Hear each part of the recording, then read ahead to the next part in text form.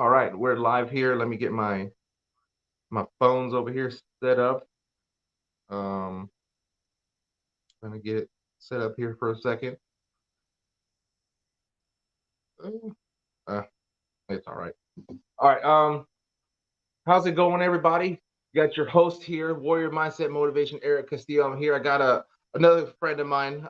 He was actually with he's a good friend of Lewis's, my best friend, and I wanted to bring him on here because this guy here, he's gone up and down, just like some of us also. So he has a real important, impactful story, and he's also a Purple Heart recipient, and that's not something to I brag about. It's more of acknowledging uh, what he's done for this country and the sacrifice he made in getting that. And those things don't come lightly, and those things come with scars, and they come with second and third order effects when you receive a Purple Heart.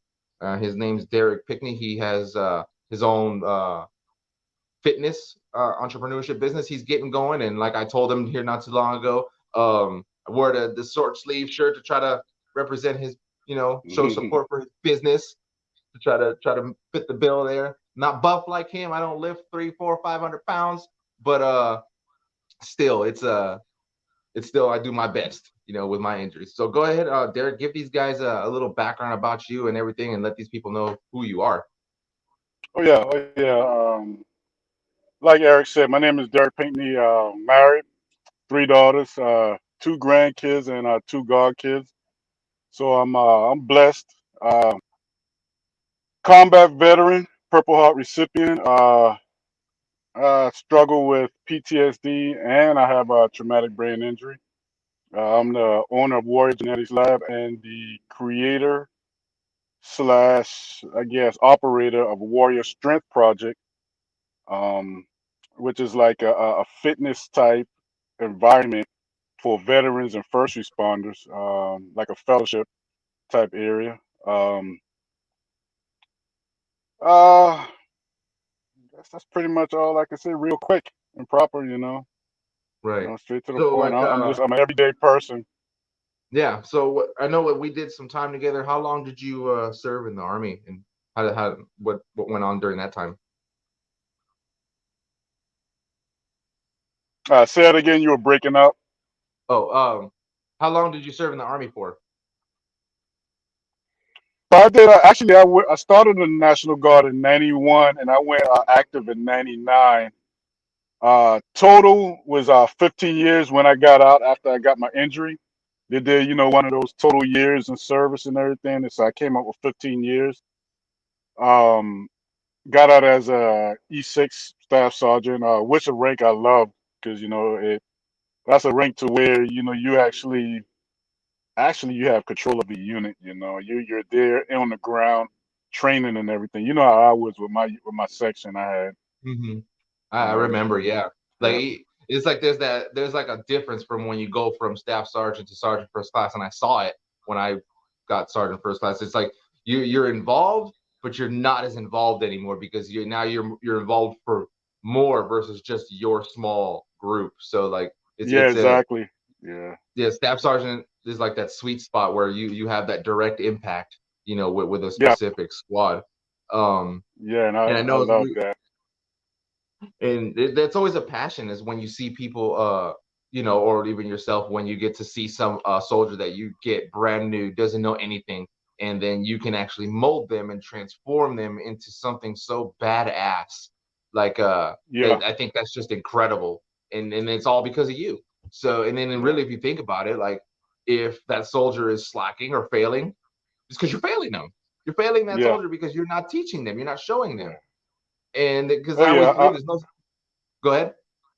I'm like I always tell, even though Alice and Philpott had other issues involved in their life, but I always tell them too. I'm so proud of them, man.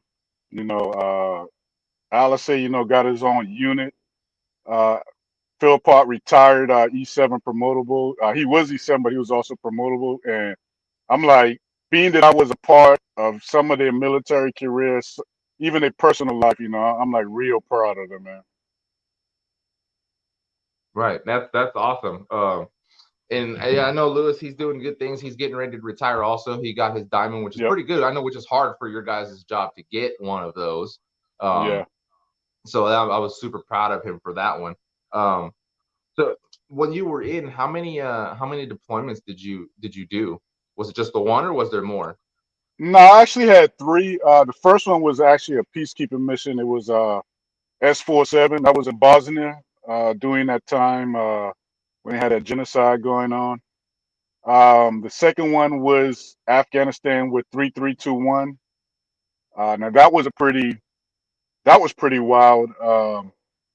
Blessing that we all came out of that. You know, it was successful, being that we all came back alive, but it was a pretty wild deployment. And of course, the last one, which was in Iraq, that ended my career. Right. I Yeah. know that's unfortunate. I tell people about I even tell my fiance about the 2003, with the SF guys. That was just, I don't even know. That was just crazy. All that was just wild. Like, it was just weird. Yes. Like, to get there and just everything changes and you're like, what the hell? Like, this is what we were supposed to do? Like, Yeah. like, I so that, mean, when I tell people the story of Afghanistan, they were like, "But you're artillery." I was like, "Not there. We wasn't."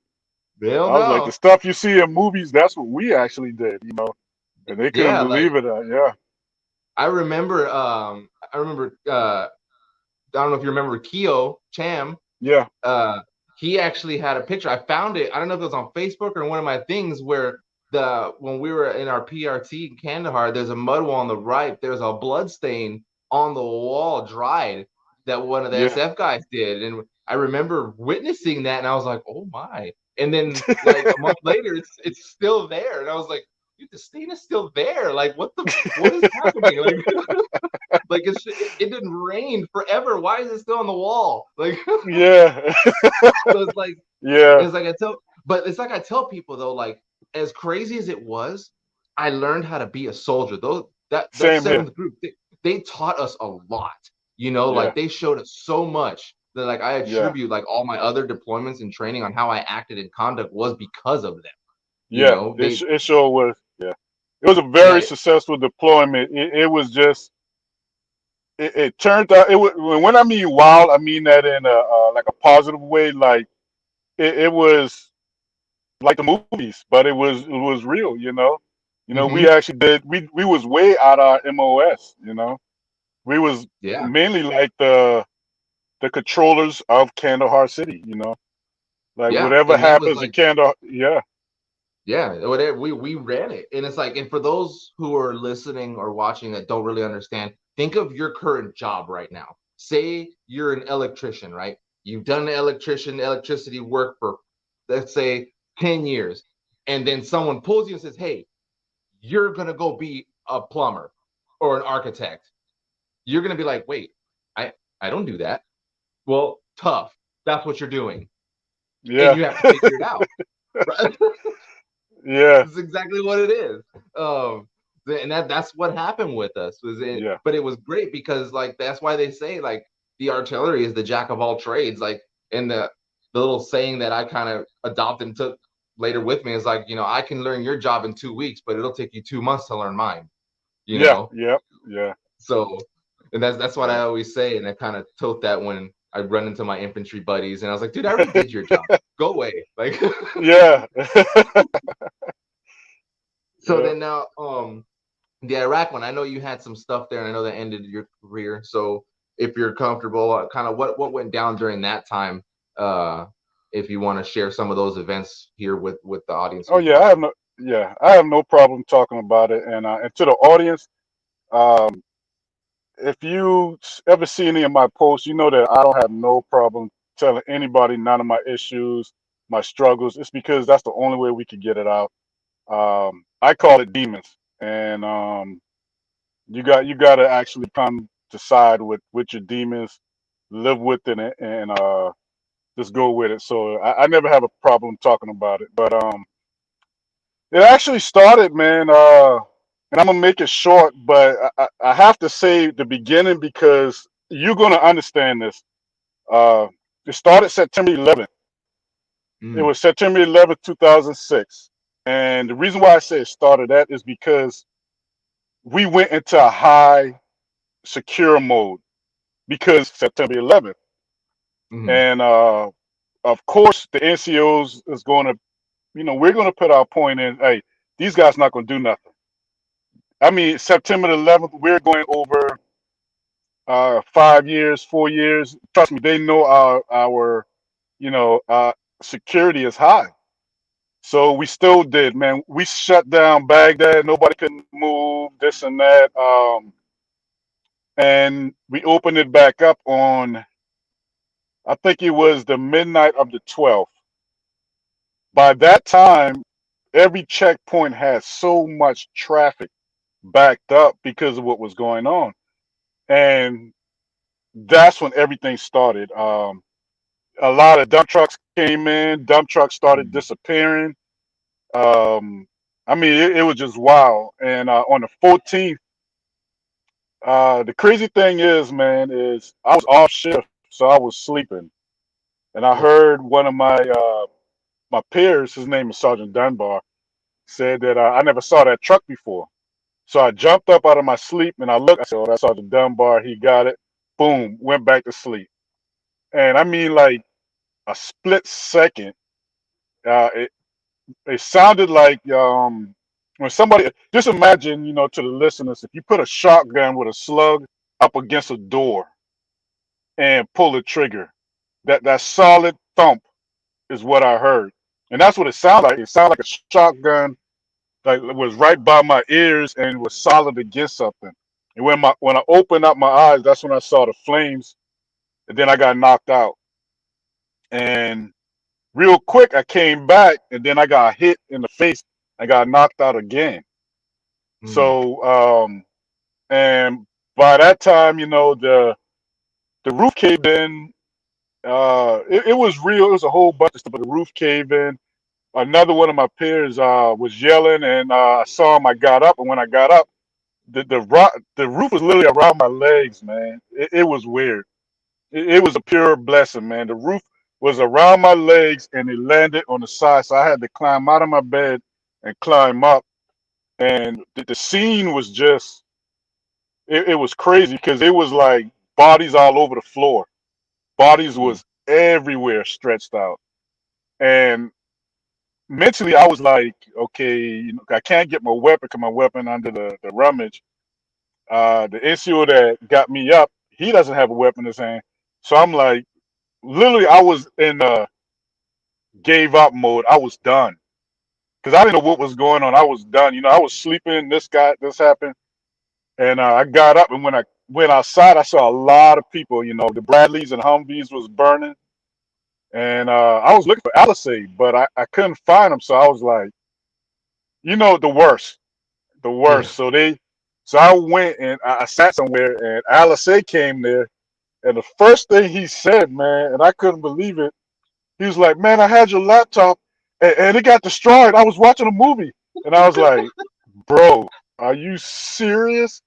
And I just started laughing, man. I was like, and I remember looking at him like, God, I'm so glad you're safe, man. I was like, you serious? And he said, I'll be right back, Chief. You know? So, so it's like, I was like, dude, I was like, wow. I said, man, I was so happy. Because Alex is like my little brother, man. I mean, seriously, Yeah.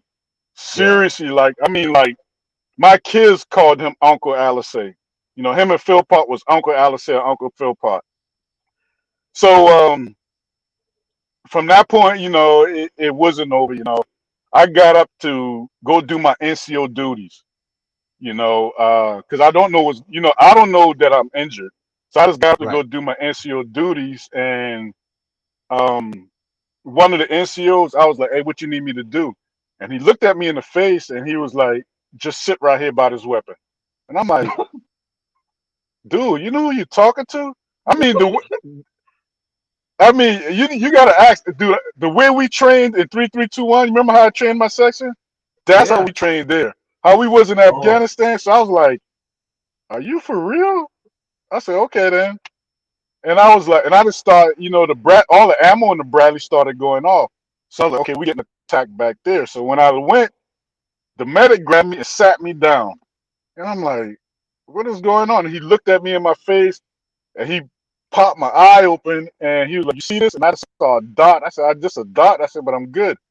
And one thing I cannot forget, man, and I started replaying the medevac because you always get trained. We always got taught where to sit the KIAs, the Yeah. someone who's missing a, and I started replaying it. And the reason why I replayed that whole thing because it was a feet laying between my legs where he sat me at.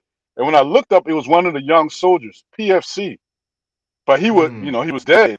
And I'm like, oh my God, I'm not supposed to be here. I'm like, what is really going on? Like, why did he sit me here?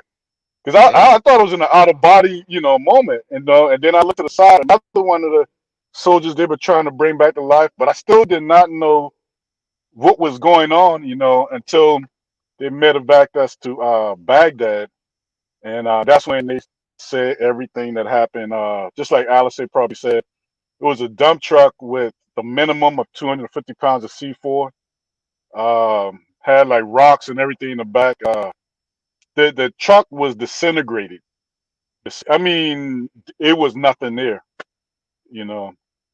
But I think the actual, when I tell people that story, it's the actual terror started, of course, when I got home. When I got back to America, believe it or not, that's when everything started. That's when, because you're violently removed from when you're violent. And when I mean by violent, I mean like not properly removed from combat and brought back to where a place where you're supposed to be safe, where you're called home. And when you click on the news, you see so much crime. You go back into a like combat mode in the area where you're not supposed to be. It took me, man. I got home in 2007. I didn't start talking about this about 2015. Yeah, everything, all my demons and terror was put into the gym. Yeah, it was put Right. into the gym, and that's uh, accomplishing goals. Sometimes causing injury to myself. It was straight the gym. That's all. I had my family, but my balance was the gym. Right. And but 2015 is when I actually started using using the demons and using all of that stuff to help other people. You know. Right. So from that time, from when you got out to 2015, what was going on during that time? Because like any of us who come out, there's some hurdles and there's some dark times and there's some ups and then some extreme downs. So like how was that chunk of time for you before? And what was the clicking point that finally made you in 2015 say, hey, I need to talk about my stuff. I need to get this out here to start helping. What was how was that from when you got out to 2015 and Yeah. then the shift and the click to start talking about it? Well, seriously, when I came back to America, I know I needed to get back working because I'm married. I had 3 daughters. I know I'll be because I got here in February and I retired in April. So I was like, I got to get back into some type of income before this end, but I was still injured. So I went and I did temp work. Matter of fact, where I'm working at now is where I started as a temp. But the struggle was, how can I say this? It was like stuff that little things that to me was ignorant. It like triggered like an anger. I mean, it could be the littlest thing. Man. It could be somebody like coming up to turn, make a right turn, and just hit their brakes and turn. I mean, I would like uh, completely like just go out of it. I never acted on anything, but I was living with anger, and and truthfully, that the anger had me feeling powerful because I feel I was always one step ahead of the average person. Just normal the training. the anxiety, the edge I had. I used it for that, and with the blessings, nothing ever. I never had to act out or anything like that. So it's a long time when you just like I said from 2007 to 2015. And the reason why I said 2007 because I got injured in 2006 is because reality didn't kick in until I ACAT. It took me a while to actually realize my eye is gone and I got a brain injury. Mm-hmm. And that is not going to recover. I got two things that's not. I'm not getting my eye back, and my right frontal lobe is not going to heal up like it used to be. Mm-hmm. So I was going in and out for a long time. I mean, I would fall into a depression and don't even know it. My kids would tell me, "Hey, you're taking your medicine, this and that," but it wasn't a medicine. It was like a, it was just like a light switch. It'll just come on and boom, I'm in a depression. 6 months, man. And I mean, I don't mean like one day, like wake up and you're like, I'm depressed. I'll wake up, go to work, and it's already happening.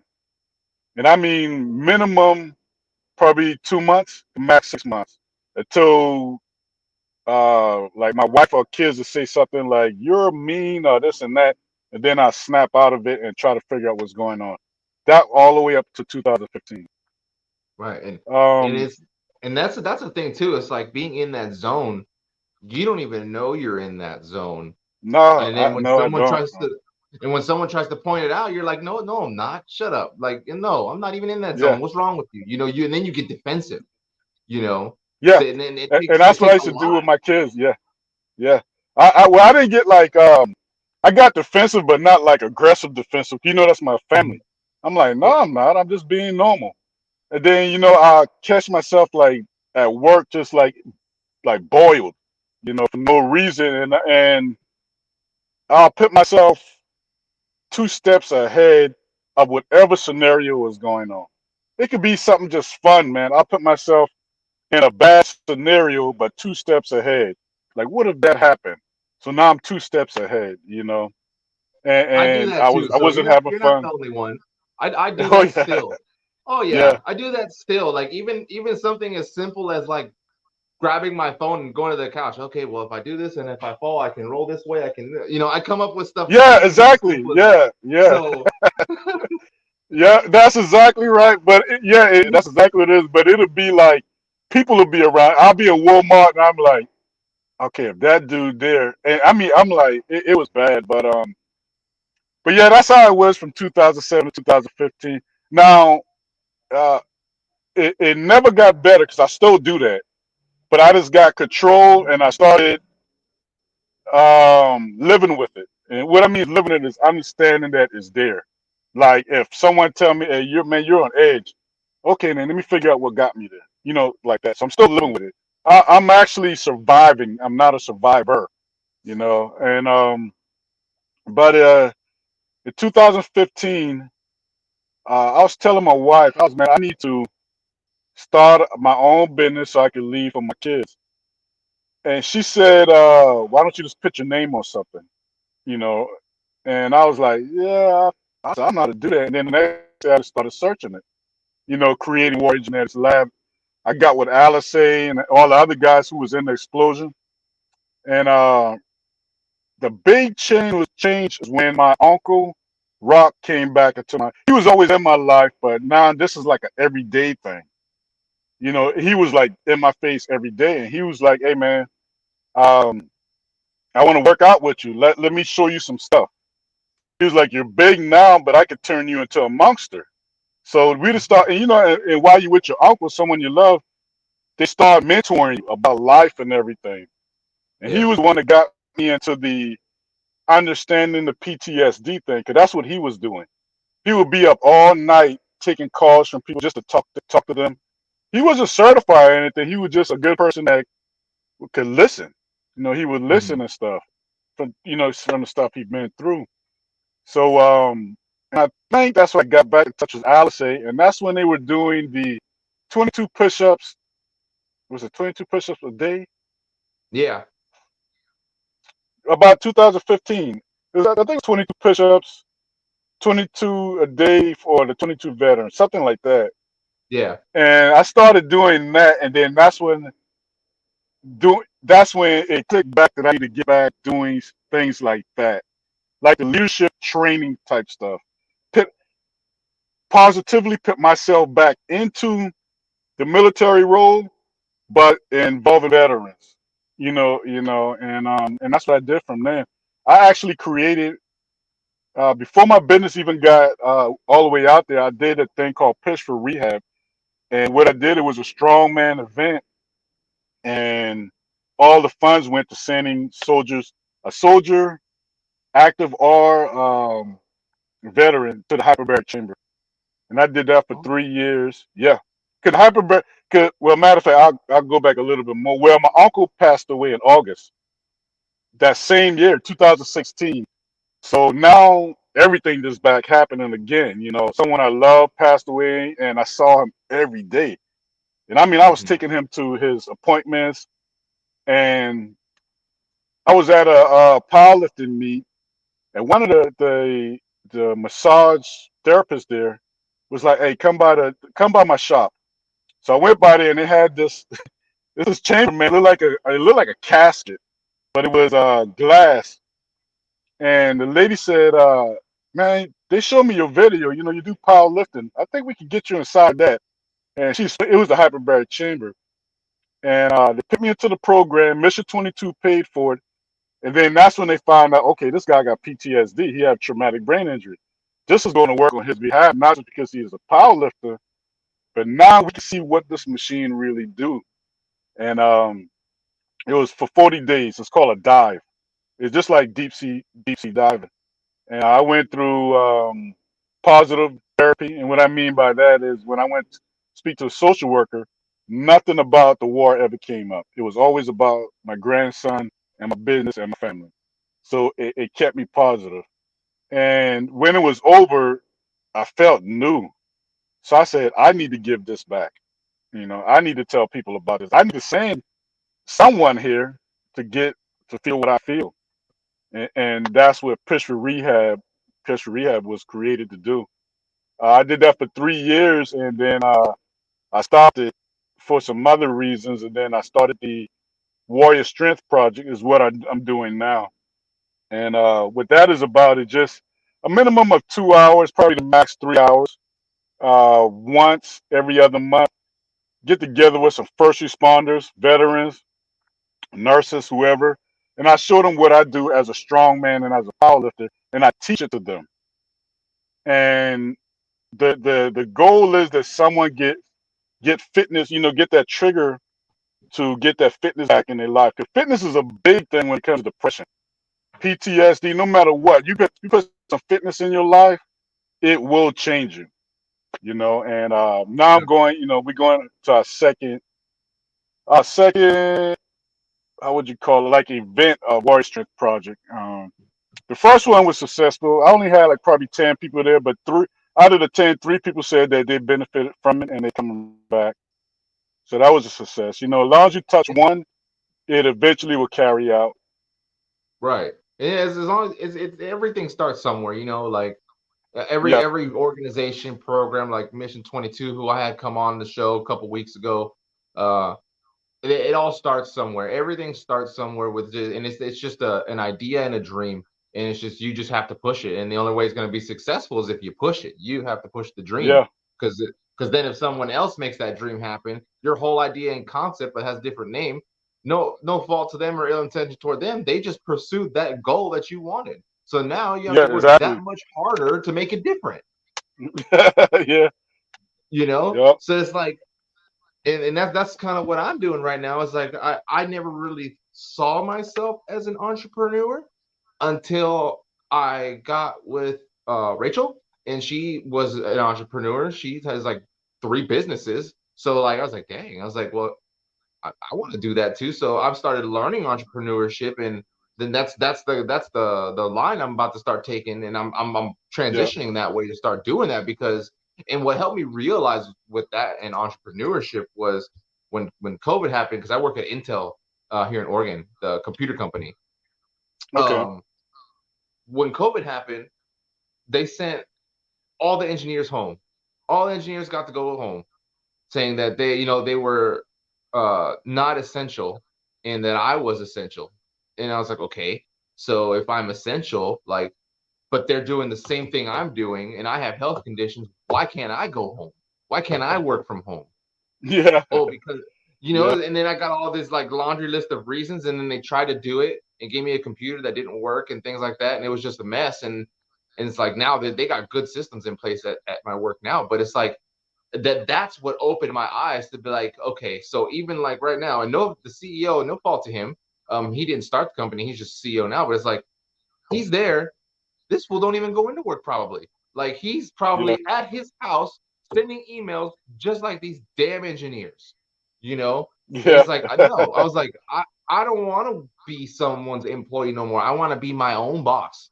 I Yeah. want to, if I don't want to work today, I don't have to work today. Like I Yeah. can go to my appointments and then just reschedule all my appointments, like, because I don't feel Yeah. like doing them, and Yeah. you can't really do that when you work for a company. Now, I'm not saying that it's bad to work for a company at all. Like, if you want to do Oh that, hey, no, that's what no. that's some people like doing that. Some people love where they work. And don't get me wrong, Intel is a great company. And if it wasn't for the team that I work with on shift 5, um, I probably wouldn't be there for so long because it's such a good group of guys. There's 2 veterans on there. And when the 3 of us end up working together, we get so much stuff done. Yeah. Like when they partner us together, because we all have that same ethic and that same work mentality on how to get things done and how to do it quickly and efficiently, because that's what the military shows us, you know. Yeah. Exactly. And so now with Warrior Lab and Genetics, like how I know you went through some rebranding things. What happened there? I know when I was reading your bio, you started something and then it kind of fell, and then you had to like bring it back. What went on there? Well, the first one was actually genetic push supplements. That actually didn't fail. Genetic push supplements was built off of drop shipping. So I was selling, but if you understand drop shipping, you if something costs 50, you sell it to the customer for 50 plus tax, and it is up to what the manufacturer sells it to you for. So he could say, okay, that product is $45. So you're only getting $5 and you're doing all the work. You're doing the website, the accounting, making sure that the manufacturer got it so you could keep it on your website. So I was like, nah, this is, becoming a headache, so that's when I just stopped that. But that was all supplements. And Warrior Genetics Lab actually have knee wraps. We had sleeves and some other stuff that we got involved in there. But actually, for 2021, I'm gonna have to pull that back, and focus on my family. 2020 was sort of a rough year, so I'm gonna have to like put a halt on Warrior Genetics Lab for a while and just focus mainly on my family, my wife, kids, my grandkids, and godkids, cousins, and everybody, and like rethink it and bring it back. Right. And I'm Yeah, taking all these good notes here, and you do it. I like how you're going with the fitness and things, because no, when you talk to a lot of soldiers, fitness is like one of the main things that they do. Not for yeah, everybody, but like the main thing that like we will invest ourselves in and we will dive ourselves in, because it's that form of release. It releases those toxins and those endorphins when you trying to lift something and you're like struggling, but like, yeah, and even at the moment, they probably don't even realize that as you're struggling to push up, you're releasing stuff, and it's yeah, like, exactly. you're getting all that out, and you're just like, yeah, and even if you don't get the bar up, like even if you don't, you still release stuff. And now, Yeah, like now, instead of just being obsessed about what happened and trauma, now you're just like pissed off because you couldn't get the bar up, So and it's you're a gonna work on vicious. yeah, and you're gonna work on getting the bar up. Yeah, Yeah. So now yeah, now you're taking all your energy and you're focusing on the damn bar or something, or trying to get stronger to do the deadlifts or the power lifts or something, because you can't stand up straight or you can't get it over your head. And now you're like, fuck, now you get now it's a whole different anger, but it's a healthy anger though, because now it's a self-improvement of Yes, anger, exactly. Exactly. you If you know? ever want to get some good, if you always had issues accomplishing goals, and you just want to accomplish one goal that kickstart everything, go to the gym. Go to the Yep. gym. It could be And moving, going from 225 to 350-pound bench. That's possible. Anything you could put in your mind is possible. And I mean anything, man. You got guys who's 200 pounds who's squatting mid 600s. You know, right. the gym, you are a lot. If you plan, and not just the gym, any type of fitness, if you plan it successfully, you will accomplish the goals. It'll be small goals, and you can see yourself accomplishing it. You see changes in your attitude, your appearance, and everything. Right. And I know one of the big things I typically hear and always hear is like, well, I don't know how to work out. I don't know how to. I was like, well, you don't need to know. If you go to the gym, Yeah, you can start with the machines. There's instructions on the damn machines because they have to put that yep, there. It's required by law. So you can't yeah, even say you don't know how to do it. And even me, when I yeah, started working out, I didn't know how to do some stuff. So I watched people. Okay, what's he doing? Okay, so that's how he does yeah, that exercise. And then I would do something else, or make it look like I was stretching so I didn't look like a stalker or a creep or anything. But I would watch what they're doing and I'd watch them and I go, okay, you know what? I'm doing that next when he's done. And then I'll go up to him or her and be like, hey, are you almost done here? Oh, yeah, I got one more rep. Okay, cool. Now that just bought me a way to sit there and watch them learn how to do an exercise that yeah, I didn't know how yeah, to do, yeah, yeah. you Man, know? you got so And much. It's so much. Like serious powerlifters, strongmen, even people like myself. I'm not a pro yet, but I'm 46, and truthfully, man, probably about 5 years ago, man, I started to bench properly. You know, so all the, I mean, it's on when you do any type of fitness, it's a constant, um, usually revolving oh, I lost you. There you go. You there? yeah. Okay. You said constantly evolve and then it kind of cut out. Oh yeah, you know, when you're doing fitness, you as long as you listen, you know, as long as you listen to people, understand and listen to your body, you're gonna realize you're constantly learning something. You know, it just like walking or riding a bike. You know, you're gonna have doctors that tell you, hey man, you're actually not walking properly. You know, dude, I've been walking for years. No, you're not walking right. You know, Right. that's the way it is running. Hey bro, you're not running properly. You're not even breathing right. You know, it's one of the things I think everybody should do. I mean, I used to tell people, just when the commercial come on, get out and walk to the mailbox, then walk back. If the commercial's still on, walk back to the mailbox and walk back. You got to become active, you know, and eventually the body gonna want it, and then you're gonna become happy. Believe it or not, you know, it Yeah. sounds crazy like lifting all that stuff, but you feel good. Right. And then even now, like even if people have like the whole social, antisocial anxiety and things, you don't even have to go to the gym. They got at home gym stuff now, Nope. like with instructions. There's YouTube, Yeah. there's Instagram people who post workouts on there. There's like TRX, there's the Yeah. resistance bands that you can literally work It's a out your bunch, entire man. body. Yeah, and you don't even need the gym. You can use your body strength to work out your whole body. That's Yeah. when this is the age of information, and Yeah. all that stuff is at your fingertips. You just have to go look and type it in. How do I Yeah. work out my whole body with no weights? Look at all Yep. the results that come up. It's Yeah. endless. It's a bunch, man. Yeah. It's a bunch. You Yeah, really the gym right now is probably just I don't know, I guess if you want the fellowship, because you can do everything home. I mean, you yeah. can even use bands, body weight. It's a Hmm. lot of stuff you can do at home now. Yeah, and I Yep. think, and it's like, and I see the gym. I think it's just more there for the people who are more nostalgic, and for those who maybe they don't have access, or Yeah. maybe just the home stuff isn't enough. Like maybe the Yeah. TRX or the bands is just not enough for them, so they need that extra weight, and the gym supplies that. You know, Yeah. Yeah. so. No, but I'm glad that you got this going up, and I look forward to all the stuff you got coming up with the Warrior Lab Genetics. I took a peek at your stuff. It's kind of neat. I may get something there too.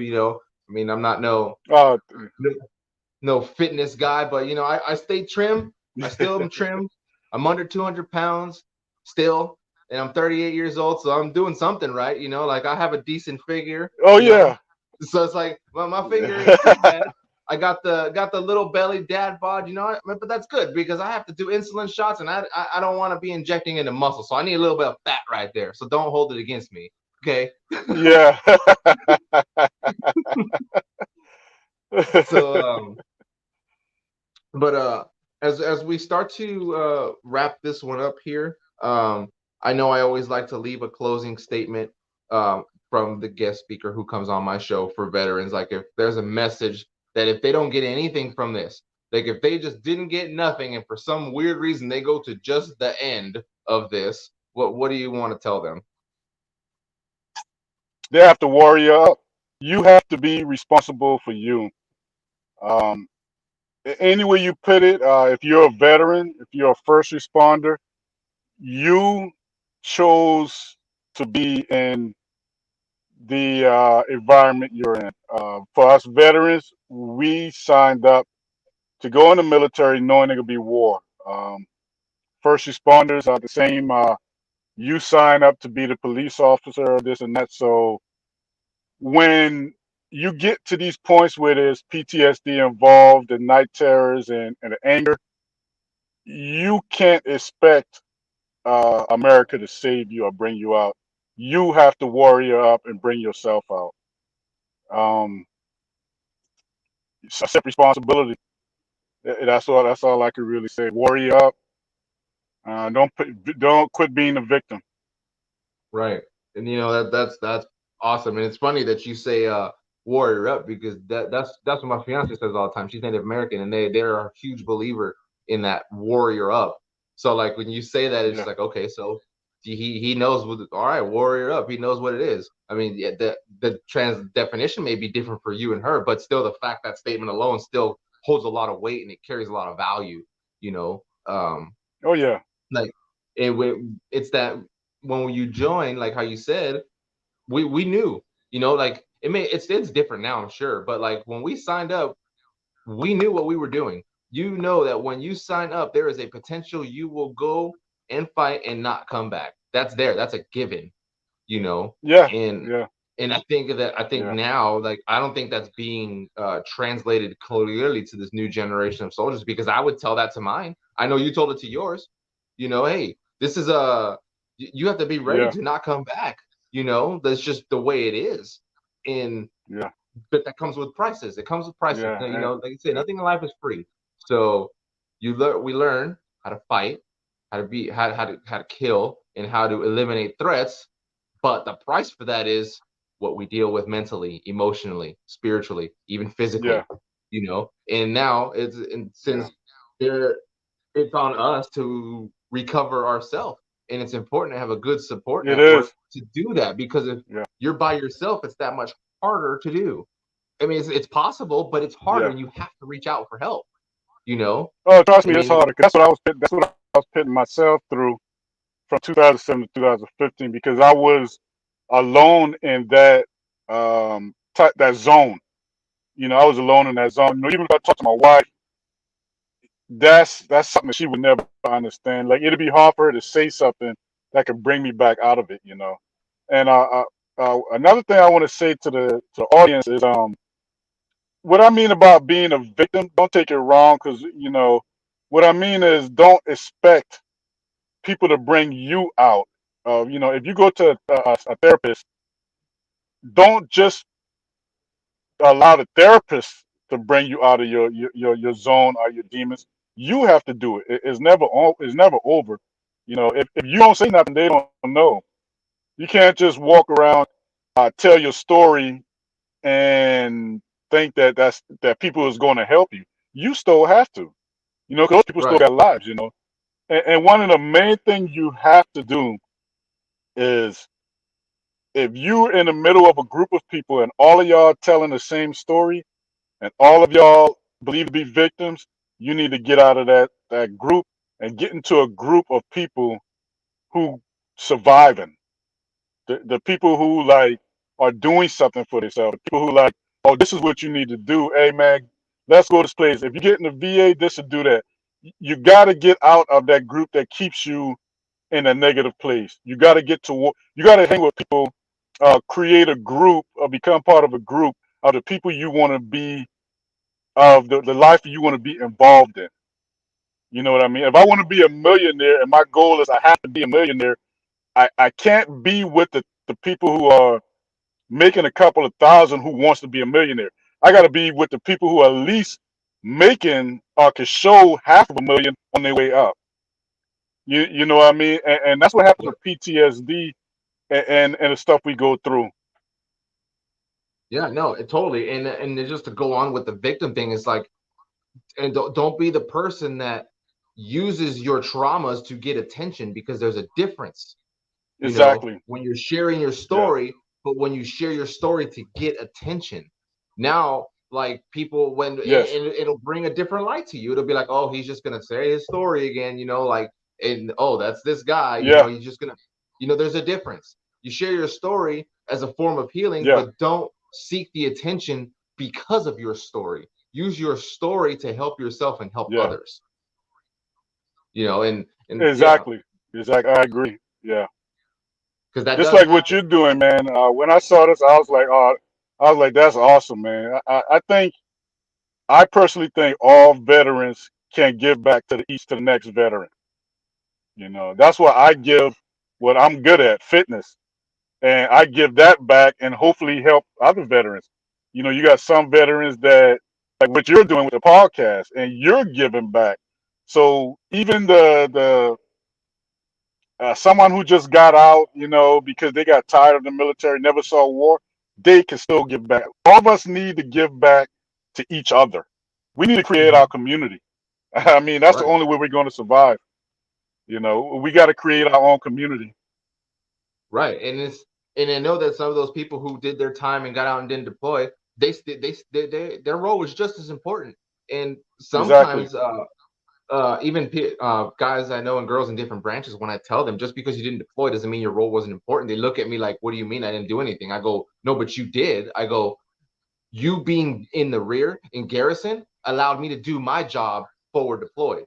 So if you weren't there, then I had to worry about what's Exactly. going on back here. So your job is just as important. And Yeah. even if we deployed to people who didn't leave the wire, people call them, oh, they're fobbits and things like that. But their job is just as important, because if they weren't there, you wouldn't have the intel.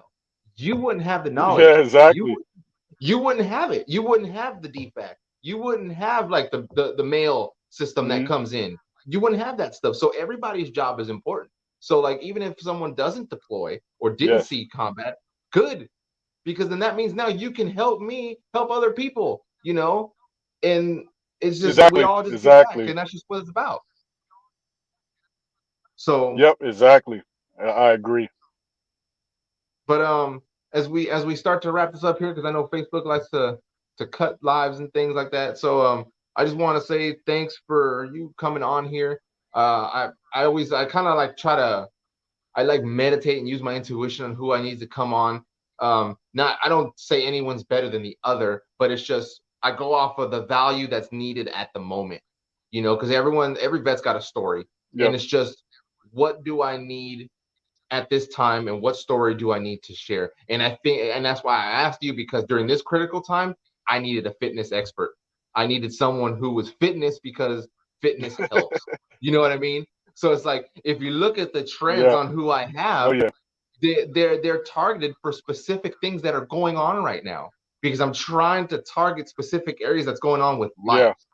And especially with what's going on right now, I was like, no, I need a fitness person. Let me get this guy in here and see if he wants to do it. So that way now I got the fitness stuff out Yeah. there. So I appreciate you coming on and sharing your story and stuff, because I know that you're so comfortable with it now, and that's great. I'm glad you are. I'm glad you Hmm. got out of that whole mode, and you're surviving just like me. I have my moments too. Um, like how someone had said before, oh, PTSD can be healed. No, it can't. I go, it can No. just be managed. Yeah. It can be managed. It can be Exactly. managed, and you can Exactly. control it. But for it to Yeah. go away, it won't, because all it takes is something Mm-mm. like that, and now you're back in that mode just as quick. You could have did Yeah. 7 years of work, and then all it takes is a split-second noise or something, and now all that 7 years is done. And you Yeah. gotta put the work to get back to where you were. So it's like, that's why I say it's an ongoing process, and you can take control of it, and you can live a good, fruitful life, uh, even if you have it or not. So that's just Yeah. my little piece to put Exactly. out there. So thanks for coming on, Derrick. I look forward to seeing your business grow. Um, Same thing with Lewis. Thank He you. was trying to do something similar. I know when I spoke to him on the phone the other day, he's on that entrepreneurship mind also. So that's kind of cool. I'm excited to see what both of you guys have coming in the future. I see good futures for you guys uh, with your stuff, and I tell your appreciate it, man. Appreciate it. give my thanks and blessings to your family, also your wife and your daughters. They don't know me, but I know you, so you can just tell them I said hey, and then glad that they're there for you, um, because that's important. It's Hmm. important to have a close family Oh there. yeah. So just tell them thank you for me. Maybe they watch this. Thank you, Pinckney family. So um, but yeah, we're gonna wrap this up here. Thank you everyone for watching and listening to Derrick's story. Stay tuned for the following week, because you know me, I like to bring in people who have a message and a story, and every now and then I get that big name every now and then. Just like Jake the last time, and I got some other names in the works. I talked to Derrick about them, so you can't say nothing about him yet because I'm still waiting for some things to come up, and you know just I'm working on those people just to bring awareness to the veteran community, and the bigger the people are, and the more I do this, the more awareness we'll bring, and we bring value to us, and that way we help each other together as a community. So that way we can fight the Exactly. struggles and the demons, and then just be successful and live a great life. So Exactly. if you don't have nothing else, Derrick, we're gonna go ahead and cut it off here, and I thank everybody for watching. Oh yeah, brother. Thank you for what you do, man. Keep doing it, man. And if I can help, I let me will. know. Awesome. Thank you very much. All All right, you right. guys. See you guys next week.